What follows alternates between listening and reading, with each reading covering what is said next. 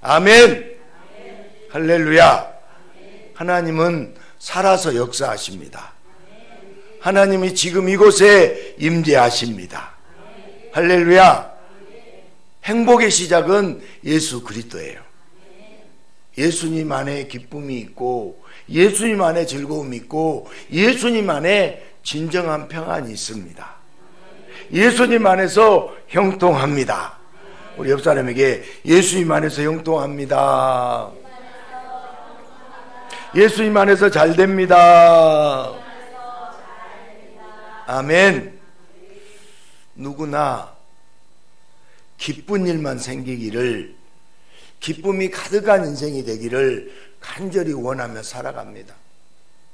만약 기뻐할 수 없다면 심각한 병에 걸린 인생입니다. 그래서 사람들은 모두 기쁨을 소유하려 하고 기쁨을 선택하려고 합니다. 하지만 그것이 쉽지 않습니다. 한 어머니에게 두 아들이 있는데 한 아들은 집신장수이고 한 아들은 우산장수입니다. 이 어머니는 마음 편할 날이 없습니다. 날이 맑으면 우산이 팔리지 않기 때문에 우산장수 아들을 걱정하고, 장마철이 되면 집신이 팔리지 않기 때문에 집신장수 아들을 걱정합니다. 그런데 반대로 생각하면 어떨까요? 날이 맑으면 집신장수 아들로 기뻐하고 비가 오면 우산장수 아들로 기뻐하면 더 좋지 않겠습니까? 그렇게 보면 이 어머니는 긍정적이지 못하고 기쁨의 삶을 살지 못하는 미련한 사람 같습니다. 하지만 과연 이 어머니만 미련한 삶을 살아가고 있을까요? 이 시대 사람들 모두가 기뻐하며 살기를 원하지만 인생을 살다 보면 엉뚱한 곳에 발목이 잡혀서 추구했던 기쁨보다 더 아픔과 슬픔 속에서 허우적대는 것이 현실입니다. 안타깝게도 수많은 사람이 우산장수, 집신장수 어머니처럼 잠시 기뻐하다가 또다시 근심, 걱정에 빠져 사는 안타까운 삶을 살고 있음을 부정하기 힘들 것입니다. 오늘 기뻐할 수 없는 또 한 사람이 등장합니다. 아버지는 둘째 아들이 돌아왔다고, 죽었다가 살아났다고, 잃었다가 얻었다고 그 기쁨을 주체하지 못하며 첫째 아들에게도 함께 기뻐하자고 권합니다.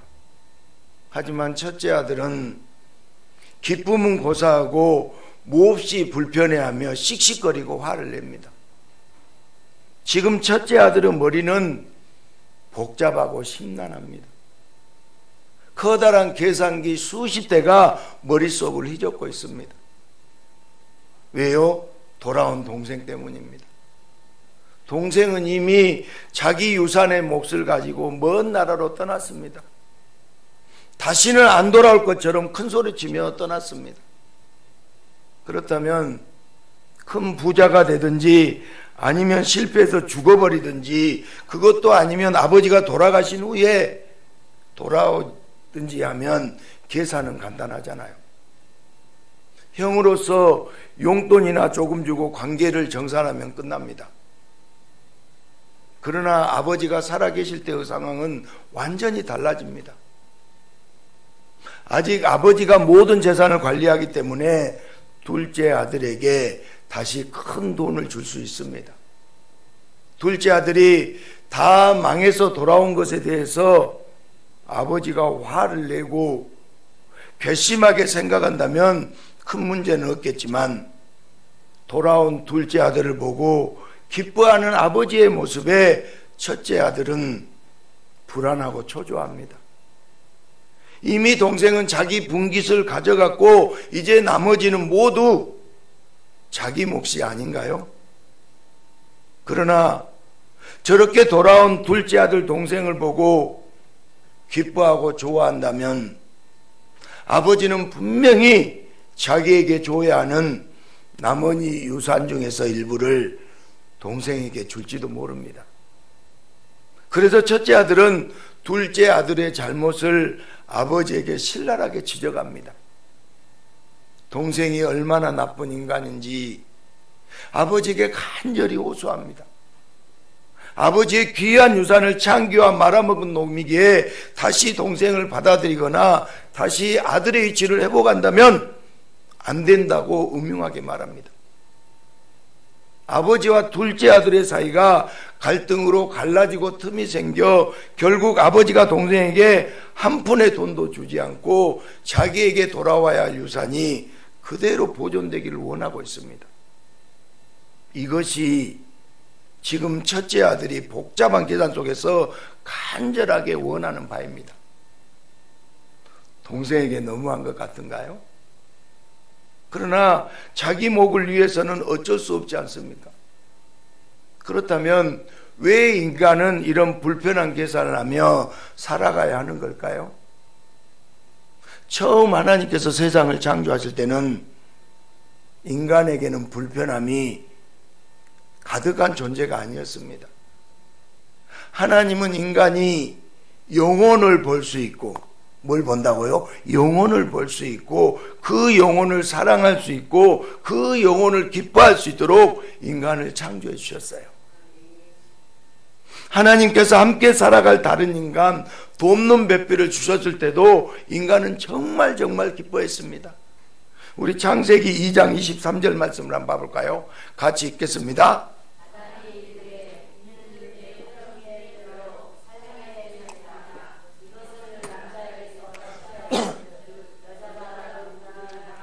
아멘. 아담이 이르되 이는 내 뼈 중에 뼈요 살 중에 살이라. 아담이 하와의 몸매와 미모에 반해서 기뻐했던 것이 아니라 영혼에 대한 기쁨이 넘친 것입니다. 살과 뼈는 외모가 아니라 영혼에 대한 묘사입니다. 하와와 아담의 영혼은 긴밀히 연결되어 있고 또한 아담과 하와는 하나님과 연결되어 있었습니다. 그래서 하나님의 기쁨이 곧 인간의 기쁨이었습니다. 그러나 얼마 후 인간은 자신만의 기쁨을 찾고자 합니다. 하나님과 함께 기뻐하기보다 자기만 기뻐하고 싶어하면서 인간은 타락의 길로 들어섰습니다. 인간은 자기가 찾는 기쁨이 하나님과 함께하는 기쁨보다 훨씬 더 크고 좋을 것이라고, 기쁨을 독점하면 더 커질 것이라고 생각합니다. 그러나 인간은 하나님을 떠나고 따라가면서 오히려 기쁨을 잃어버렸습니다. 타락한 아담과 하와에게는 서로에 대한 기쁨 대신 핑계와 비난만 자리 잡았습니다. 이제 타락한 인간은 영혼에 대한 기쁨을 잃어버리고 소유를 통해서 기쁨을 얻으려고 하지만, 그러나 소유할수록 기쁨도 잠시뿐이고 또 다른 근심과 걱정이 구멍난 배에 물이 스며들듯이 끊임없이 잠식하고 맙니다. 집신장수, 우산장수 어머니처럼 인간은 기뻐하지 못하는 인생의 딜레마에 시달리며 잠시 기쁨을 잃어버리고 불안한 삶을 살아가는 비참한 존재가 되었습니다. 첫째 아들은 자기에게 돌아올 유산을 조금도 빼앗기기 싫어서 동생이 돌아온 것이 불편하고 참담합니다. 이미 그에게 동생은 기쁨의 대상이 아닌 미움의 대상이고 증오의 대상입니다. 돌아온 동생이 집에 함께 있는 동안 더 이상 기쁨도 없고 행복도 없습니다. 예수님은 이런 첫째 아들의 중심을 다 꿰뚫어 보고 계세요. 예수님은 지금 우리를 꿰뚫어 보고 계세요. 아멘? 다 보고 계십니다. 그가 기뻐하지 못하는 이유를 정확하고 분명하게 아십니다. 그래서 첫째 아들이 부담 없이 기쁨에 동참하게 하기 위해서 내 것이 다 네 것이다, 이렇게 말씀해 주십니다. 그럼에도 첫째 아들은 아무런 위로가 되지 않습니다. 그는 모든 것을 잃어버려도 돈만큼은 잃어버리면 안 됩니다. 심지어 생명을 잃어도 절대로 돈은 안 됩니다. 돈은 끝까지 지켜야 하는 것이 첫째 아들의 인생의 가치관입니다. 그런데 둘째 아들, 동생이 그 중요한 돈을 잃어버렸기에 너무 아까워서 견디지 못하고 기뻐하지도 못하고 있습니다. 첫째 아들에게는 재산이 증식되어야 기쁘고 즐거운 삶이 되는데 돈이 줄어드는 삶은 받아들일 수도 없고 돈이 새어나간다고 생각하면 도저히 감정이 제어가 되지 않습니다. 마치 한일전 축구에서 단 한 점도 주지 않으려고 애쓰고 노력하는 것처럼 첫째 아들은 아주 작은 돈도 동생에게 허비하지 않으려고 온갖 노력을 다합니다. 동생이 살든지 말든지 첫째 아들의 눈에는 단지 돈 먹는 하마로만 보일 뿐입니다. 첫째 아들 인생에서 가장 중요한 기쁨의 근원은 뭐예요? 오직 돈입니다. 첫째 아들 입장에서 동생이 살아있다면, 아버지가 동생을 기뻐한다면 아버지가 한 말, 곧 내 것이 다 네 것이라는 이 말은 이루어지지 않습니다. 동생 때문에 첫째 아들에겐 기쁨은 하나도 없고 다만 많은 계산의 복잡함과 동생을 향한 미움만 가득합니다. 예수님은 이런 첫째 아들을 치유해 주길 원하십니다. 둘째 아들은 모든 돈을 다 잃어버린 후 아버지를 제대로 바라보면서 정상적인 삶을 살 수 있습니다. 돈을 갖고 있는 것이 아니라 중요한 것이 아닙니다.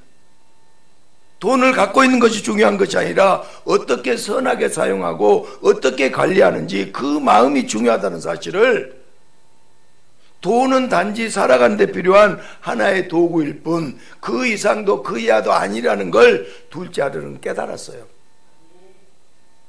그러나 첫째 아들에게는 여전히 돈에 대한 미련이 남아 있습니다. 예수님의 기쁨은 돈이나 물질에 있지 않고 오직 영혼에 있습니다. 예수님의 기쁨은 영혼에 있습니다. 예수님의 기쁨은 둘째 아들이 잃어버린 재물에 있지 않고 그가 돌아온 것에 너무 기뻐하시며 감격하십니다. 예수님은 있다가 없어질 물질에 소망을 두지 않으십니다. 예수님의 가장 큰 기쁨은 바로 영혼입니다. 그러나 첫째 아들은 그 영혼에 대한 기쁨을 전혀 알지 못합니다. 이것이 바로 첫째 아들이 치유받아야 할 가장 큰 문제이고 가장 큰 죄악입니다. 예수님이 아버지 입을 통해서 말씀하신 내 것이란 영혼에 대한 말씀입니다. 예수님이 갖고 계시는 영혼에 대한 그 기쁨, 예수님만이 그 영혼에 대한 기쁨으로 가득합니다. 그 영혼에 대한 기쁨이 예수님은 내 것입니다. 내가 가장 기뻐하는 내 것을 이제 네 것이 되도록 너에게 주고 싶다는 의미입니다. 영혼을 향한 예수님의 모든 기쁜 마음을 이제 첫째 아들에게도 주고 싶어 하십니다. 첫째 아들에게 돈이 중요하다면 얼마든지 줄 수 있는 분이 바로 예수님이세요. 아멘. 돈이 중요하다면 얼마든지 다 주실 수 있는 분이 우리 예수님이세요. 그러나 예수님은 돈이 기쁨이 아니라 오히려 인생에서 가장 큰 짐이 되는 것을 너무나 잘 알고 계십니다. 돈은 작은 기쁨이고 영혼은 큰 기쁨입니다. 예수님은 첫째 아들에게 아주 큰 기쁨을 주고 싶습니다. 돈으로 살 수도 없고 돈으로 구할 수도 없는 큰 기쁨을 첫째 아들에게 주고 싶습니다. 그래서 예수님은 지금 첫째 아들의 온전한 치유를 위해 내 것, 예수님의 큰 기쁨을 네 것, 첫째 아들이 것이 되도록 기쁨의 처방을 내려주십니다. 인간은 무엇이 좋은지 꼭 겪어봐야만 알 수 있습니다. 분명히 좋을 것 같아서 기쁠 것이라고 생각했지만 그 결과를 알 수 없는 것이 인간의 한계입니다. 그 하나님의 본체이신 전능하신 예수님은 만물이 그로 말미암아 지은 바 되었기에 세상의 모든 것을 속속들이 알고 계십니다. 만물을 손도 만드신 전능하신 분만이 가장 큰 것, 가장 좋은 것, 가장 중요한 것, 가장 귀한 것을 모두 정확히 알고 계신 분이 예수님이세요. 전능자는 자신이 쉽게 만들 수 있는 물질의 기쁨을 갖지 않습니다. 예수님의 가장 귀한 것, 가장 큰 것은 바로 영혼에 대한 기쁨이에요. 크게 아멘. 예수님이 갖고 있는 영혼에 대한 기쁨은 전능한 신의 전유물입니다. 예수님은 바로 이것을 첫째 아들과 같은 인류에게 나눠주고 싶어 하세요. 아멘. 첫째 아들처럼 중요한 것을 모르고 가장 큰 것을 몰라서 진정한 기쁨 없이 극히 사소한 돈의 기쁨에 매달려 살아가는 사람들에게 전능한 예수님만이 내 것이 이것이 되게 예수님의 영원한 기쁨이 삶의 기쁨이 되게 하십니다. 죽은 영혼을 살리고 이렇던 기쁨을 되찾도록 역사하시는 분은 오직 예수님 뿐이에요. 영혼에 대한 기쁨으로 가득하신 예수님은 첫째 아들과 같은 이 땅의 사람들에게도 그 기쁨을 회복시켜 주시고 치유해 주시려고 예수님은 오셨습니다. 그러나 인간들은 예수님이 주시려는 기쁨에 고개를 갸웃거립니다. 예수님보다 돈을 주세요. 고개를 갸웃거려요. 예수님이 기적을 행하시고 병자들을 고칠 때는 바로 내가 원하는 기쁨을 주시는 분이라고 두 손을 들어서 환호하다가도 정작 예수님이 주시고자 하는 영혼에 대한 기쁨, 가장 큰 기쁨을 주려 하실 때 그건 내 취향이 아니라고 등을 돌려버립니다. 마치 값비싼 코스 요리에서 별 볼 일 없는 전체만 먹고 중심 요리는 버려버리는 미련한 짓을 사람들이 서슴없이 행합니다. 예수님이 주시려는 건 내 것, 아들로서 누리는 영혼에 대한 기쁨은 전혀 알지 못하고 예수님 손에 보이는 자잘한 기쁨의 소재들만 탐욕의 눈으로 바라봅니다. 그렇게 예수님이 주시는 내 것을 무시하고 인간이 원하는 하찮은 것들만 내 것으로 만들기 위해서 인간들은 강도처럼 예수님을 십자가에서 죽이고 또 죽이려고 합니다. 예수님은 가장 귀한 것, 가장 큰 기쁨을 주시고 예수님의 큰 기쁨에 동참시켜 주려 하지만 미련한 인간들은 첫째 아들처럼 남에게 내 것을 빼앗길까봐 서로를 비방하고 욕하며 심지어 예수님에게까지 욕하고 강도의 칼을 들이댑니다. 인간이 어떠한 반응을 보이든 예수님은 이 땅에 오셔서 기쁨의 유산을 물려주십니다. 예수님은 기쁨의 유산을 물려주십니다. 예수님이 모든 사람에게 주고 싶은 가장 큰 유산은 바로 돈이 아니라 영혼에 대한 기쁨이에요. 인간은 단지 흙으로 지어진 존재가 아닙니다. 하나님의 생기, 곧 하나님의 영을 그 코에 집어넣어서 하나님은 인간으로 하여금 생명이 되게 하여 주셨어요. 할렐루야. 전능한 창조주의 형상과 모양은 돈이나 물질에는 없습니다. 오직 인간에게만 있어요. 그래서 인간의 영혼이 천하의 모든 피조물에서 가장 값지고 가장 중요해요. 예수님의 기쁨은 바로 그 영혼에 있습니다. 죽어가는 영혼이 살아서 예수님께 돌아왔을 때 예수님의 기쁨은 이루 말할 수 없을 정도로 가장 큰 기쁨이 됩니다. 이것이 영혼을 사랑하는 예수님의 마음이에요. 누가복음 15장 10절 말씀 보겠습니다. 이와 같이 죄인 한 사람이 회개. 아멘. 예수님이 영혼을 얼마나 귀하게 여기고 얼마나 가치 있게 보시는지 정확히 잘 알 수 있는 말씀이에요. 내가 너희에게로는 이와 같이 죄인 한 사람이 얘기하면 하나님의 사절 앞에서 기쁨이 되느니라. 영혼에 대한 기쁨이 가장 큽니다. 돈에 대한 기쁨은 아무리 큰 것 같아도 얼마 가지 못해요. 돈이 주는 기쁨은 너무 보잘것없이 작고 순식간이라 할 만큼 짧습니다. 돈이 주는 기쁨은 처음에는 단맛이지만 시간이 흐르면 너무나도 쓴맛으로 바뀝니다. 돈은 아무리 얻어도 그 기쁨의 한계가 있고 그 기쁨은 미미할 수밖에 없어요. 그렇게 영혼을 우선적으로 바라보고 항상 영혼을 중요시 여기고 항상 영혼에 관심을 가지면 예수님이 이 세상에서 가장 큰 기쁨을 주십니다.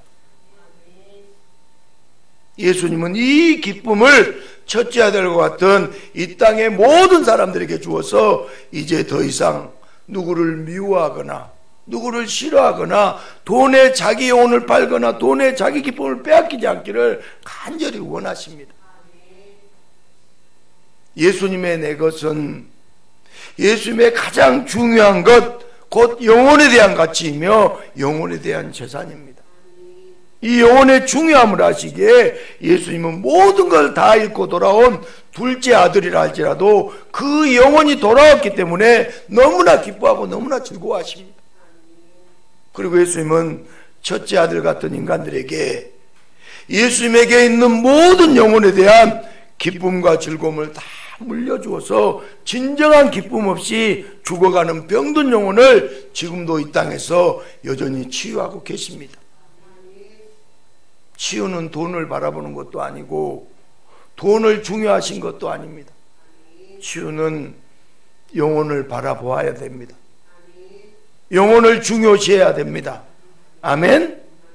영혼을 바라보면서 그 영혼이 잘 되는 것을, 그 영혼이 살아나는 것을 기뻐하는 것이 진정한 치유예요. 예수님의 치유는 모든 인간에게 영원히 변하지 않는 영혼에 대한 기쁨을 주십니다. 돈이 늘어나고 재산이 증식되는 것에 대해서는 지극히 작은 기쁨일 뿐입니다. 신이 소유한 큰 기쁨, 그 엄청난 기쁨을 인간도 소유할 수 있습니다. 그렇게 하려면 재물과 물질을 보고 겉모습을 보는 것이 아니라 사람의 속, 사람의 영혼을 보는 안목이 있어야 돼요. 돈을 주목하고 재물을 중요하게 생각하던 비천한 인생이 예수님의 치유로 말미암아 사람의 영혼을 주목하고 사람의 영혼에 관심을 가질 때 신이 소유한 엄청난 기쁨이 바로 내 것이 되고 평생 그 기쁨으로 날마다 살아갈 수 있어요. 여러분, 영혼의 기쁨으로 살아갈 때 작은 것들은 저절로 달라요. 인간은 자기만의 기쁨을 찾으려 하나님을 떠나버렸어요. 그러나 하나님을 떠난 인간은 오히려 기쁨을 잃어버렸어요. 더 많이 소유하면서 기쁨을 얻어보려고 서로 미워하고 서로 뺏어보지만 돌아오는 것은 상처와 고통, 걱정과 근심뿐입니다. 하나님을 떠나서 기쁨을 잃어버린 인간들을 하나님은 불쌍히 여기세요. 그리고 하나님 아버지는 죽어가는 영혼에 대한 안타까움과 살아나는 영혼에 대한 넘치는 기쁨으로 예수님을 우리에게 보내주셨습니다. 예수님을 통해서 영혼을 보고 즐거워하는 큰 기쁨으로 치유되도록 놀라운 역사를 행하십니다. 영혼을 볼 수 있기를 원한다면 먼저 영이신 하나님 아버지를 볼 수 있어야 하지만 인간은 영안이 열리지 않았습니다. 그래서 예수님을 보므로 하나님 아버지를 보게 하시고 영혼에 대한 기쁨의 눈을 뜨게 해주십니다. 오늘 이 시간에 여러분이 눈을 떼야 돼요. 그렇게 예수님을 통해서 하나님 아버지의 기쁨을 소유하게 하셔서 인생을 사는 동안 돈이 많든 적든 그런 것으로 기쁨이 오락가락하지 않고 변하지 않는 기쁨을 갖고 살도록 큰 축복을 부어주십니다. 이 하나님 아버지의 축복 속에 비천한 인간일지라도 신의 기쁨, 가장 큰 기쁨을 소유한 즐거운 인생이 됩니다. 예수님은 첫째 아들에게 동생의 영혼에 대해서 말씀하십니다. 죽었다가 살아났고 잃었다가 다시 얻었다고 하시며 돈이 아니라 영혼을 얻었다고 즐거워하십니다. 그러나 첫째 아들은 돈 때문에 영혼은 보지 못하고 영혼의 기쁨을 자기 것으로 만들지 못했습니다. 반면 둘째 아들은 왜 아버지가 이렇게 기뻐하시는지, 왜 예수님이 이리 즐거워하시는지 다시 돌아와서야 알게 되었습니다. 잃어버린 돈이 아니라 잃어버린 영혼을 되찾았기에 기뻐하십니다. 영혼에 대한 기쁨이 얼마나 큰지 알게 되었기에 둘째 아들은 그 기쁨에 참여해요. 먼 나라에서 술과 여자와 넘치는 돈으로도 전혀 느끼지 못했던 큰 기쁨이 둘째 아들에게 밀려옵니다. 그 예수님의 기쁨이 자기에게 물밀듯 밀려오는 상상 못할 큰 기쁨을 이전에는 경험하지 못했습니다. 지금 그 큰 기쁨이 둘째 아들을 포근하게 감싸고 있습니다. 누구나 기쁨의 인생을 살기 원하잖아요. 다 기쁨의 인생이 되기를 원하잖아요. 그런데 기쁨에는 종류가 있습니다. 영원한 신의 기쁨, 엄청나게 큰 신의 기쁨, 그리고 돈을 향한 잠깐의 기쁨, 세상 명성의 작은 기쁨, 암에 걸려도 사업이 망해도 가장 중요한 기쁨, 신의 기쁨을 잃지 않으면 작은 부분만을 잃은 것이지만, 만약 어떤 인생의 시련 속에서 신의 기쁨을 잃어버린다면 모든 걸 다 잃어버린 불쌍한 인생이 되고 맙니다. 인생에서 큰 기쁨, 신의 기쁨을 누리지 못한다면 아무리 돈이 많고 아무리 지위가 높아도 서둘러 치유받아야 할 가련하고 불쌍한 인생입니다. 이 세상에 치유받아야 할 자들은 병상에 누워서 질병으로 죽어가는 환자보다 정상적으로 사는 것 같아도 기쁨을 누리지 못하고 인생을 억지로 사는 영혼이 죽은 자가 먼저 살아야 하고 먼저 치유받아야 할 대상이에요. 사람이 무엇을 해도 기뻐할 수 있다면 그 사람은 가장 행복한 사람이고 그 사람은 가장 성공한 사람이에요. 여러분 무엇을 해도 기쁩니까? 크게 아멘. 여러분 어떤 일을 해도 기뻐요? 그 사람은 성공한 사람이에요. 기독교 진리의 파워는 항상 기뻐할 수 있는 놀라운 힘과 능력이 예수님으로부터 임한다는 진리예요. 기쁨이 샘솟듯 일어나야 돼요. 그래서 기독교는 기쁨의 종교예요. 기독교는 기쁨의 종교입니다. 사소한 육에 대한 기쁨이 아닌 영혼에 대한 기쁨, 신의 기쁨을 소유한 영원한 기쁨의 종교가 우리 기독교예요. 우산장수, 집신장수 어머니는 육에 대한 걱정 때문에 기쁨을 빼앗겼습니다. 그리고 이 세상 사람들 대부분이 그렇게 살아가고 있어요. 그러나 이제 누구라도 예수님께 치유받는다면 그는 영원한 기쁨, 절대 변하지 않는 기쁨, 세상 무엇과도 비교할 수 없는 큰 기쁨, 신의 기쁨으로 즐겁게 인생을 살게 됩니다. 사랑하는 여러분, 우리는 항상 주님과 함께 있어야 돼요. 아멘? 항상 주님과 함께 있어야 돼요. 단지 교회 안에 있다고 해서 주님과 함께 있는 것이 아니에요. 예수님과 항상 함께 있으려면 예수님이 기뻐하시는 그 기쁨에 동참해야 됩니다.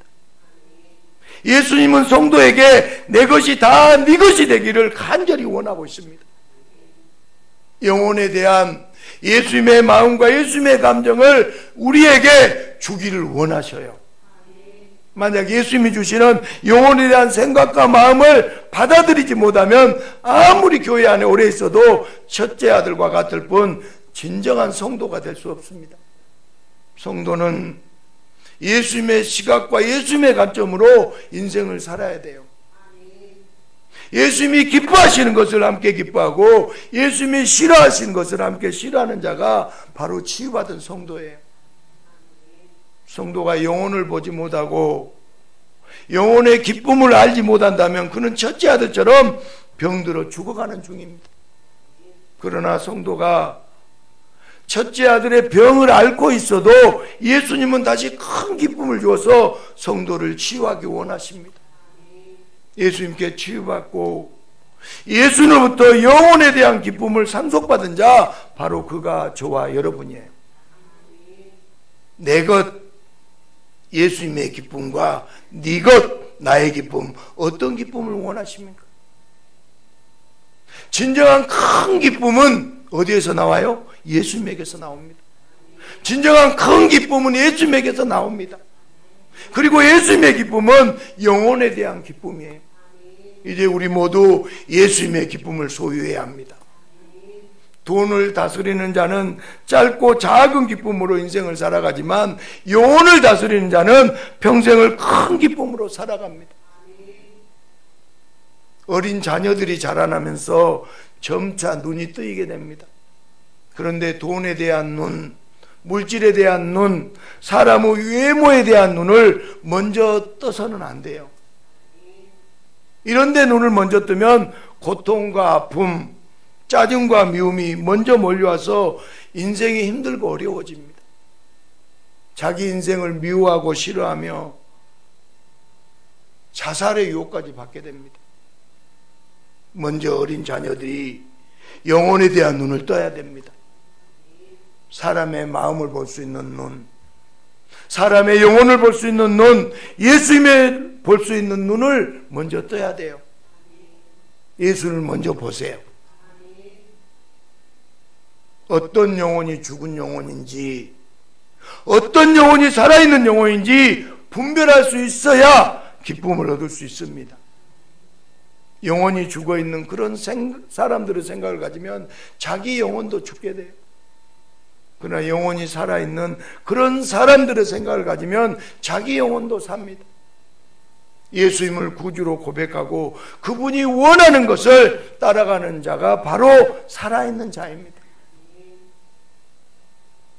어린 자녀들이 돈을 추구하는 인생, 돈으로 기뻐하는 인생을 중요하게 생각하면 안 돼요. 돈은 변합니다. 돈은 고정적이지 않습니다. 돈에 대한 기쁨으로 살게 되면 기복이 심한 인생을 살게 됩니다. 어려서부터, 젊어서부터 영혼의 기쁨을 누리는 법을 배우고 알아가야 됩니다. 영혼에 대한 기쁨, 큰 기쁨, 영원한 기쁨, 예수님의 기쁨을 우리가 소유하게 되면 소소한 근심과 걱정은 흔적도 없이 다 사라져요. 돈은 자동적으로 따라옵니다.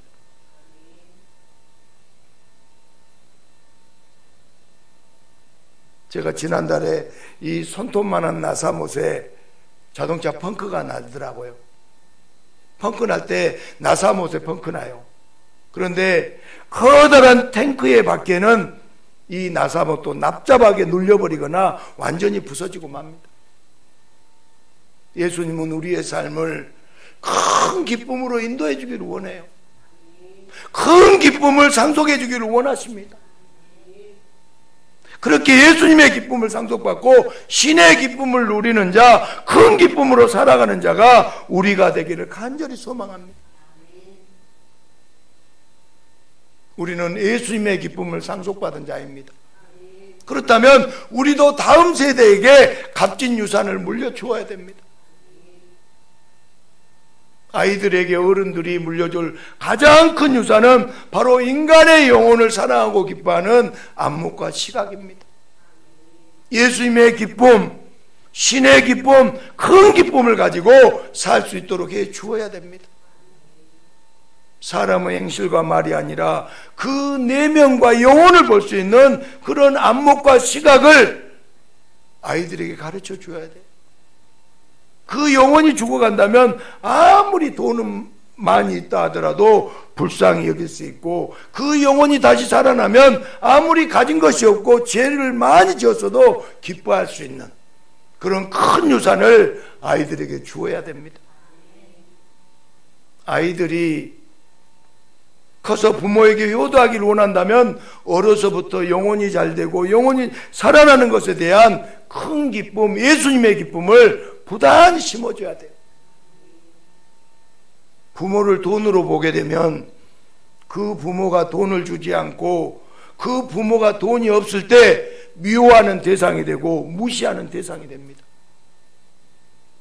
우리가 아이들에게 세상의 돈의 개념보다 영혼을 보는 안목과 영혼을 사랑하는 마음과 영혼으로 사람을 대하는 자세를 가르쳐주면 결국 세월이 흘러 부모가 늙고 힘이 없을 때 돈이 없어도 그 부모님의 영혼을 사랑하며 존경하고 효도하게 됩니다. 우리는 자녀들에게 외모를 보는 것이 아니라 영혼을 보는 교육을 해야 됩니다. 삼위일체 하나님이 살아계신 것과 그 하나님이 우리의 몸과 우리의 영혼까지 창조하셨음을 정확하게 알려주셔야 돼요. 자녀들에게 영혼에 대한 기쁨을 물려주실 때 그 부모도 그 자녀도 끊임없는 예수님께 치유받으며 큰 기쁨 속에서 행복하게 살게 됩니다. 이런 크고 놀라운 복이 우리 모두에게 임하기를 예수님의 이름으로 축복합니다.